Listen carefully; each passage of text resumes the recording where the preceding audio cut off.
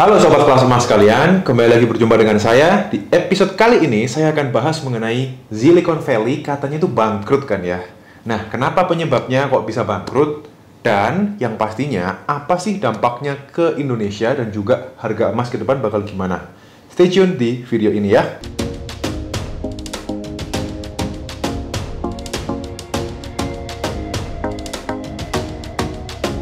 Oke, sebelum kita bahas mengenai Silicon Valley bangkrut dan juga dampaknya apa, jangan lupa ya, kalau kalian cari perhiasan emas, logam mulia, apapun mengenai peremasan, kalian bisa langsung aja klik di link di bawah ya. Ada di Marketplace, ada di WA, dan juga ada di Instagram kita. Mahkota Gold, jangan lupa guys. Nah, saya tuh pernah bahas mengenai kebangkrutan Amerika Serikat. Di video, saya kasih linknya ya, mungkin di sini atau di sini. That beginning next Thursday, January 19th, the United States will be reaching. How long can you do that for? What kind of extraordinary measures?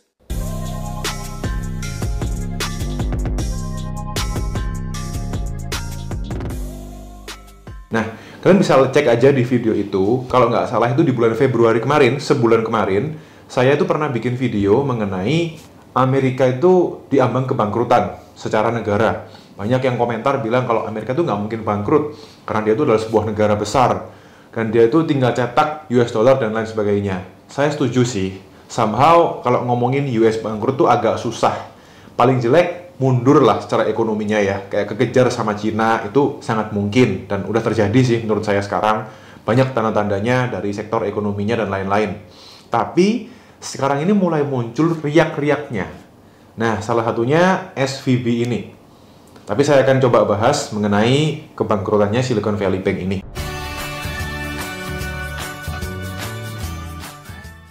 Jadi permulaannya itu di tahun 1983, berarti sekitar 40 tahunan ya. 40 tahun yang lalu di Silicon Valley, tepatnya di San Francisco, Amerika Serikat, di Western US. Itu banyak mulai berdiri startup company di saat itu. Tetapi startup itu waktu itu belum umum, sehingga perbankan-perbankan konvensional itu merasa kalau mereka mendanai perusahaan startup, mereka nggak berani. Karena jaminannya apa? Dan valuasinya nilainya gimana? Dan sebagainya. Sehingga berdirilah Silicon Valley Bank, yang waktu itu mengambil celah pasar di sini. Dan Silicon Valley Bank ini memposisikan dirinya sebagai bank yang spesialisasinya itu adalah untuk mendanai dan mensupport bisnis-bisnis startup. Sehingga waktu itu Silicon Valley Bank ini majunya cepet banget, kenceng banget. Bahkan Silicon Valley Bank itu ketika mereka kemarin mengumumkan kalau dia itu bangkrut, itu udah punya cabang di berbagai banyak negara. Khususnya di negara-negara yang startup company-nya itu luar biasa maju. Contohnya sebutlah kayak di Eropa itu mereka punya di London. Di Asia itu mereka punya di China, Shanghai. Tahu sendiri kan kalau China itu startup-nya gila-gilaan banget. Mereka tuh bisa masuk ke China dengan regulasi yang cukup ketat di China itu, dengan skema-skema yang ditentukan sama pemerintah China, dan mereka bisa masuk. Hebat banget sebenarnya Silicon Valley Bank itu. Gerakannya tuh luas dan sangat support untuk startup company. Tapi terjadi yang namanya bubble tech. Bubble untuk perusahaan startup. Yang kemarin-kemarin tuh gila-gilaan gitu ya. Jadi euforianya itu udah kelewat batas. Banyak banget ya sebenarnya, listnya itu bisa ratusan. Tapi saya akan sebutkan beberapa aja yang menurut saya itu cukup familiar di telinga kita, apalagi di Indonesia khususnya. Contohnya ya, Airbnb, tahu kan? Untuk perusahaan yang bergerak di bidang something kayak perhotelan gitu ya. Lalu ada juga Pinterest, kayak social media, mirip-mirip dengan Instagram, tapi dia itu lebih mengkhususkan untuk ide-ide desain gitu ya, Pinterest. Lalu juga ada di Shopify, ini payment system. Gateway portal payment system gitu ya. Lalu juga ada di Roku. Roku itu mungkin kurang umum di Indo, tapi kalau di dunia dia besar banget. Dia ini melayani layanan streaming. Dan yang terakhir tuh Roblox. Dia itu perusahaan game.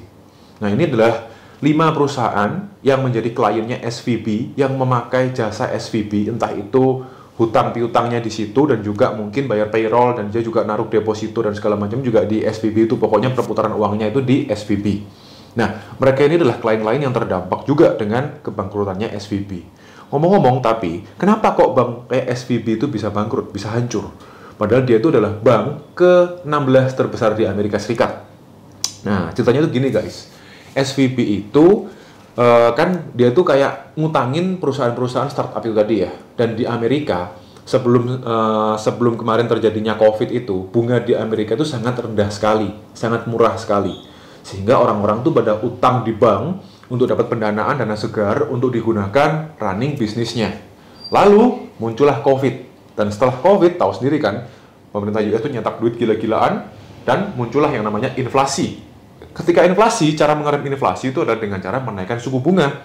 Kalau suku bunga itu naik, otomatis beban usaha dari perusahaan-perusahaan startup tadi itu jadi naik. Otomatis mereka ini butuh dana. Nah, ketika mereka butuh dana, mereka ini mengandalkan yang namanya venture capital, VC. Nah, venture capital ini juga mulai hati-hati untuk mengucurkan dananya ke perusahaan-perusahaan startup itu. Karena terjadi seret modal, mereka ini pada seret semuanya, sehingga perusahaan startup tadi itu, karena nggak ada kucuran dana dari venture capital, mereka mulai membatasi gitu ya venture capitalnya itu. Mereka mulai narik dananya nih. Dana pribadi dari perusahaan mereka itu ditarik dari Silicon Valley Bank.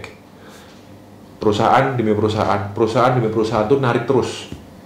Silicon Valley Bank, duitnya dari mana? Dari simpanan juga kan. Namanya bank itu kan pasti nyimpen duit dan menyalurkan duit. Nah, kemarin-kemarin waktu bunga masih murah, banyak orang itu naruh duit juga di Silicon Valley Bank. Dan dia kebanjiran uang. Waktu itu dia terlalu liquid uangnya. Dia belum bisa menyalurkan sehingga dia beli obligasi jangka panjang. Waktu itu obligasinya dibeli sama Silicon Valley Bank karena dengan harapan dia bisa mendapatkan untung dari selisih bunganya. Dan ketika sekarang banyak orang narik, ternyata dananya dia yang masih ditaruh di obligasi itu nggak bisa cukup untuk mendanai tarikan dana dari klien-kliennya dari Silicon Valley Bank itu. Dan terjadilah yang namanya kebangkrutan itu tadi. Karena mereka berharap mereka mau nambah utang untuk bisa bayar tarikan-tarikan dana dari klien-kliennya itu, nasabah-nasabahnya itu. Dan ternyata gagal bayar. Langsung dia dijadikan kolaps sama pemerintah Amerika Serikat. Kira-kira simpelnya itu seperti itu guys. Saya kasih gambaran simpelnya seperti itu. Tapi yang menarik itu di sini. Dampak dari SVB ke Indonesia itu apa? Dan gimana sih menurut para ekonom? Menurut para ekonom, dampak dari SVB ini tuh nggak akan sebesar Lehman Brothers di tahun 2008. Ingat ya, 2008 tuh ada subprime mortgage, saya juga pernah bahas videonya mengenai itu. Ini nggak akan segede itu dampaknya, karena kalau waktu itu tuh mengguncang perekonomian secara makronya gitu ya. Kalau SVB ini tuh lebih ke arah startup company-nya. Jadi fokusnya tuh lebih ke arah situ. Kalau properti itu kan juntrungannya tuh bahkan sampai ke ratusan perusahaan ya, kalau properti. Satu industri properti kena, itu yang kena itu banyak. Ngomonglah kalau properti itu kena ke perusahaan aluminium, marmer, granit, lantai, mebel, kayu, dan sebagainya. Langsung kena semua. Kalau startup, ya startup itu yang kena. Jadi dampaknya itu nggak akan segede tahun 2008 kemarin, waktu Lehman Brothers jatuh. Tapi ada fakta menarik nih. Ternyata ada 2 orang petinggi dari Silicon Valley Bank ini yang dulunya mantan petingginya Lehman Brothers. Nggak tahu gimana kok bisa ya. Jadi kayak sejarah terulang oleh orang yang sama, mungkin dengan risk manajemennya yang kurang memperhatikan aspek-aspek tertentu ya, saya kurang paham, bukan di bidang saya ya itu ya. Tapi wow, ketika saya tahu kalau ternyata orang-orang yang ada di Silicon Valley Bank ini juga adalah orangnya Lehman Brothers, ini menarik sekali, serem banget nih. Kok bisa gitu ya, jadi orang yang kayak gitu. Yang kedua, ternyata menurut Bu Sri Mulyani, Silicon Valley Bank itu hanyalah bank kecil yang berdampak besar. Kenapa? Jadi gini, secara valuasi perusahaan, secara kelas perbankannya, dia itu bukan bank gede gitu ya. Bukan bank besar yang kayak waktu 2008 itu ada bank besar yang namanya Washington Mutual, itu yang gede banget terbesar. Itu jauh lah kalau dibandingkan dengan yang sekarang ini. Jadi nggak segede waktu itu. Tapi dampaknya itu besar. Besarnya kenapa? Karena startup company di zaman sekarang ini adalah perusahaan-perusahaan yang menggerakkan dunia. Sehingga dampaknya itu besar. Tapi sebenarnya secara ekonomi itu nggak besar. Bu Sri Mulyani mengatakan demikian. Bersyukur ya kita kalau beliau bilang seperti itu. Beliau adalah orang pintar yang pernah ada di World Bank juga waktu itu. Dan beberapa ekonom-ekonom di Indonesia, ahli-ahli ekonomi juga mengatakan dampaknya ke Indonesia itu sangat minor sekali. Apalagi kalau ke saham-saham di Indonesia, bahkan di perbankan di Indonesia, itu dampaknya akan kecil. Kenapa? Karena net interest margin atau bunga netnya dari bank-bank di Indonesia, sebutkanlah 4 bank terbesar ya, BCA, BRI, Mandiri, BNI. 4 bank ini itu profitnya terus tumbuh naik terus, dan CAR alias CAR-nya, cash adequacy ratio-nya itu juga tinggi banget, sangat mumpuni untuk bisa running dari perbankan-perbankan itu. Bunganya juga sangat tinggi. Di Indonesia memang ya jelasnya itu bunganya tinggi gitu ya, beda sama di luar negeri. Tapi itu juga yang membuat fundamental dari perbankan itu menjadi kuat kalau di Indonesia. Jadi nggak terganggu sama sekali dengan adanya kejatuhan dari SVB ini. Yang terakhir, yang paling penting yang mungkin kalian tunggu-tunggu nih. Saya pernah bikin yang di video yang tadi saya bilang itu ya. Kalau sampai Amerika Serikat itu bangkrut, harga emas itu bakalan naik. Dan ternyata bener. Hari Sabtu kemarin, tepatnya itu berarti tanggal berapa ya? Sekitar tanggal 11 Maret. Tiba-tiba pagi-pagi itu harga emas gila. Saya waktu bangun tidur itu, waktu ngelihat news itu, harga emas itu dari sini gitu ya, tiba-tiba tuh langsung dia meroket gini. Naiknya tuh bukan yang kayak landai gini, tapi langsung tiba-tiba kayak naik gini. Dan saya cari tahu kenapa sih ini kok bisa kayak gini. Ini pasti ada something wrong nih kalau kayak gitu. Dan ternyata adalah berita Silicon Valley Bank ini bangkrut. Dan nggak cuma Silicon Valley Bank, tapi juga ada bank-bank lain ya. Signature Bank di New York juga kena. Dan kalau misalnya satu kena kayak gini, itu biasanya tuh ada buntut-buntutnya. Masih ada ekor-ekor itu masih kena lagi semuanya. Nggak mungkin cuma satu ini doang, itu nggak. Biasanya itu kayak gitu. Nah, harga emas merespon dengan dari harga, ini harga saya bilang emas lokal ya, emas lokal, lantakan lokal 24 karat. Waktu itu di harga dari 890-an, 890 ribuan tuh di hari Jumatnya, itu naik menjadi 915.000 per gramnya.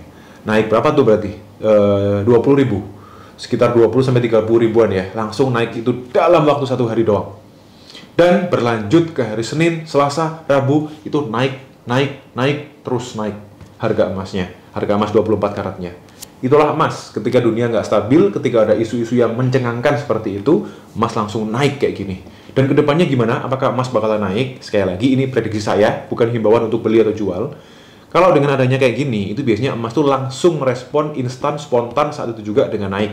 Tapi, kalau ini isunya udah agak mereda, akan turun seharusnya. Kenapa? Karena ini bukan dari analisa fundamental. Bukan karena alasan fundamental harga emas naiknya ini. Tapi lebih ke arah karena shock terapi saja dari kebangkrutannya SVB ini. Dan pemerintah Amerika Serikat juga langsung merespon karena kebangkrutannya ini, karena bunganya terlalu tinggi, sekarang yang dinaikkan ini, mereka akan mulai mengerem kenaikan suku bunga The Fed-nya. Nah, kalau suku bunga The Fed itu bunganya mulai diturunkan, atau paling nggak naik lagi, otomatis harga emas itu juga akan merespon dengan tidak akan terlalu naik, atau bisa turun sedikit, atau paling nggak stabil. Jadi kalau jangka panjangnya gimana? Jangka panjang mungkin masih bisa naik, tapi jangka panjangnya itu saya bilang mungkin tahunan ya. Tapi dalam short term ini mungkin akan segini-segini, atau bahkan akan ada turunnya sedikit, lalu bahkan akan naik lagi. Karena ini sekarang ini semacam kayak shock terapi aja sih, karena ada kenaikan, karena ada isu yang mencengangkan dari SVB tadi itu. So, kedepannya gimana? Menurut kalian gimana? Terus di kolom komentar, kita bisa diskusi bareng-bareng. Dan selalu ya, hati-hati dengan resiko investasi kalian semuanya. Thank you for watching this video and see you on the next video.